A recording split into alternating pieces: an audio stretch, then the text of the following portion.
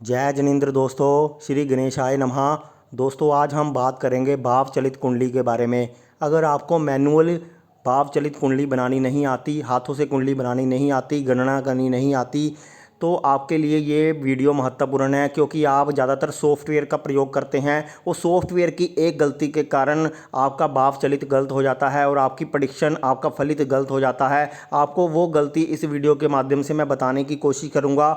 आप में से ज़्यादातर लोग एस्ट्रोसेज एप्लीकेशन का प्रयोग करते हैं। इसी एस्ट्रोसेज एप्लीकेशन में आपको लेकर चलता हूं, वहां पर आपको बताने की कोशिश करता हूं। तो वीडियो शुरू करने से पहले आप सभी से गुजारिश है, कृपया वीडियो को लाइक अवश्य कीजिए और चैनल को सब्सक्राइब अवश्य कीजिए और बेल आइकन को भी क्लिक जरूर कर लीजिएगा। दोस्तों मैंने यहां पर लिखा है कि भाव चलित कुंडली देख रहे हैं तो सावधान। ये क्यों लिखा है, इसको मैं आपको एस्ट्रोसेज एप्लीकेशन में बताने की कोशिश करता हूँ। मैं एप्लीकेशन खोलता हूँ, फिर वहाँ पर आपको बताता हूँ। दोस्तों ये मैंने एस्ट्रोसेज एप्लीकेशन को ओपन कर लिया है। आप इस डिटेल को नोट कर लीजिए। पहले हमारे पास एक डिटेल होनी ज़रूरी है, इसलिए आप इसी डेट ऑफ बर्थ को नोट करके रखिए। 5 जून 1972 शाम को 5:58 चंडीगढ़ का जन्म है। ये आप डिटेल नोट कीजिए। इसके अनुसार मैं कुंडली ओपन करता हूँ, फिर आपको वहाँ पे बताता हूँ। दोस्तों मैंने ये कुंडली ओपन की और ये वृश्चिक लगन की कुंडली बनकर सामने आ गई।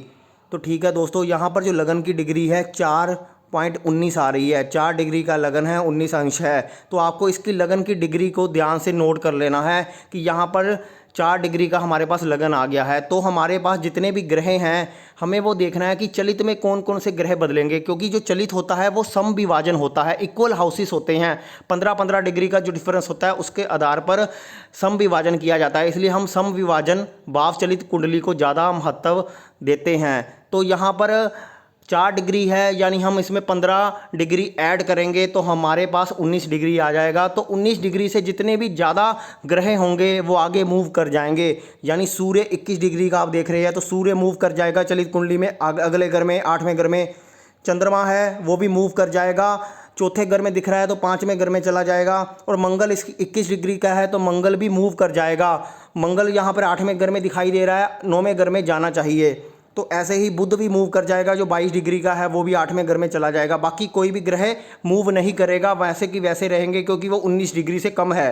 तो इसको हम चलित कुंडली में देख लेते हैं। आपको यहीं पर एक सीक्रेट बताने की कोशिश कर रहा हूँ। यहाँ पर हमें जैसे ही चलित कुंडली खोलते हैं दोस्तों, तो आप देख रहे हो कि यहाँ पर सूर्य भी 8वें में चला गया, बुध भी 8वें में चला गया, चंद्रमा भी 5वें में आ गया, लेकिन मंगल 9वें घर में नहीं गया दोस्तों। जबकि मंगल को भी 8वें घर से निकलकर 9वें घर में आ जाना चाहिए था, क्योंकि हमने यहाँ पर देखा दोस्तों, ये लगन कुंडली में मंगल 8वें घर में है और मंगल की डिग्री 21 है। तो 19 डिग्री से ज़्यादा होने के कारण, सम विभाजन होने के कारण, इक्वल हाउसेस होने के कारण इसको 9वें घर में जाना चाहिए था, परंतु चलित कुंडली में ये गया ही नहीं। आखिर क्यों कारण है? क्या ये सॉफ्टवेयर की गलती है? जी हाँ दोस्तों, यहाँ पर सॉफ्टवेयर की गलती नहीं है। यहाँ पर जो चलित कुंडली है ये भाव चलित कुंडली नहीं है। एस्ट्रोसेज में चलित कुंडली की व्यवस्था को बदल दिया गया है। वहाँ पर श्रीपति भाव चलित लगा दिया गया है, लेकिन यहाँ पर मेंशन नहीं है। इसलिए हम इसी चलित कुंडली को देख लेते हैं, क्योंकि ज़्यादातर लोग श्रीपति भाव चलित को फॉलो नहीं करते हैं। वो सम विभाजन वाले चलित कुंडली को, भाव कुंडली को इम्पोर्टेंस देते हैं। तो यहाँ पर जो चलित कुंडली है दोस्तों, वो श्रीपति लगी हुई है, भाव चलित नहीं है। तो इसलिए यहाँ पर मंगल 8वें घर में दिखा रहा है, जबकि वास्तव में इसको 9वें घर में होना चाहिए था। यहाँ पर हमारे फलित में अंतर आ जाएगा अगर हम 8वें घर का लेकर चलेंगे, लेकिन वास्तव में वो 9वें घर का रिजल्ट भी देगा। तो इसको हम दूसरे सॉफ्टवेयर के माध्यम से आपको दिखाने की कोशिश करते हैं। आपको मैंने जैसे पहले बताया कि आपको यहाँ पर लगन की डिग्री नोट कर लेनी है 4.19। तो हम दूसरे सॉफ्टवेयर में चलते हैं इसी डिटेल को लेकर।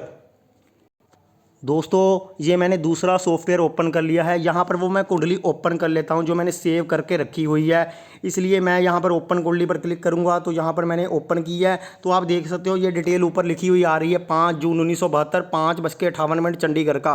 और यहाँ पर जो लगन की डिग्री है देखिए दोस्तों, वहीं 4.19 डिग्री आ रही है।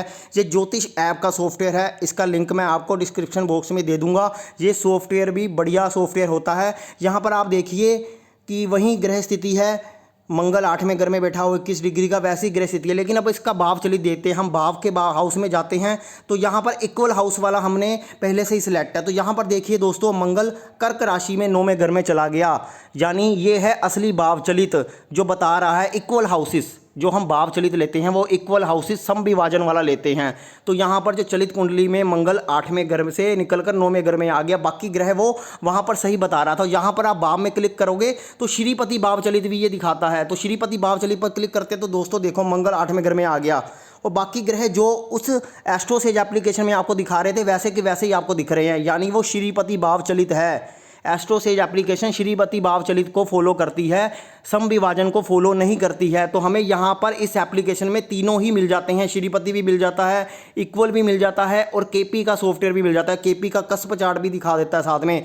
तो एक ही पोर्शन में आपको तीनों चीज़ें देखने को मिलती हैं। हमें यहाँ पर ये भाव चलित अगर फॉलो करना है तो इक्वल हाउसेस को ही फॉलो करना है। बाकी आपकी रिक्वायरमेंट है, अगर आप श्रीपति भाव चलित फॉलो करते हो तो उसको भी कर सकते हो, लेकिन मेरा यहाँ बताना फ़र्ज बनता है कि हम जो चलित फॉलो कर रहे हैं वो कौन सा है, क्योंकि ज़्यादातर लोग एस्ट्रोसेज में समझते हैं कि वो भाव चलित वाला ही चलित है, परंतु वास्तव में वो चलित दूसरा होता है, श्रीपति होता है। तो यहाँ पर इक्वल हाउस के कारण मंगल 9वें घर में दिखा रहा है, जो बिल्कुल सही बता रहा है। तो इस प्रकार से ये सॉफ्टवेयर अलग अलग तरीके से इस प्रकार से बताता है, क्योंकि दोनों की गणनाओं में अंतर है। वो श्रीपति को फॉलो करता है और यहाँ पर तीनों ही चीज़ें आपको बताई गई हैं, एक ही सेक्शन में आपको तीनों मिल जाएंगी। आप तीनों का से ही यहाँ पर स्टडी कर सकते हैं। लेकिन जो वैदिक एस्ट्रोलॉजी करते हैं वो ज़्यादातर इक्वल हाउसेस यानी भाव चलित कुंडली समविभाजन को ही फॉलो करेंगे। तो यहाँ पर आप देखोगे कि मंगल 9वें घर में है। तो इस वीडियो के माध्यम से मैं यही कहना चाहता था कि अगर भाव चलित देख रहे हैं तो सावधान हो जाइए।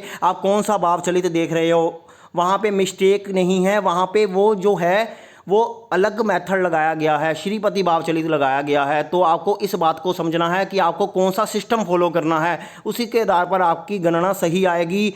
आपको पता चलेगा कि मैं क्या कर रहा हूँ। बहुत से लोगों को पता ही नहीं होता, उसी को आंख बंद करके फॉलो कर लेते हैं, लेकिन ये पता ही नहीं है कि हमारा भाव चलित क्या बता रहा है, उसको भाव चलित समझ लेते हैं। तो इस वीडियो के माध्यम से मैंने यही बताने की कोशिश की है। अगर आपको ये वीडियो पसंद आया तो कृपया वीडियो को लाइक अवश्य कीजिए और चैनल को सब्सक्राइब अवश्य कीजिए। धन्यवाद दोस्तों।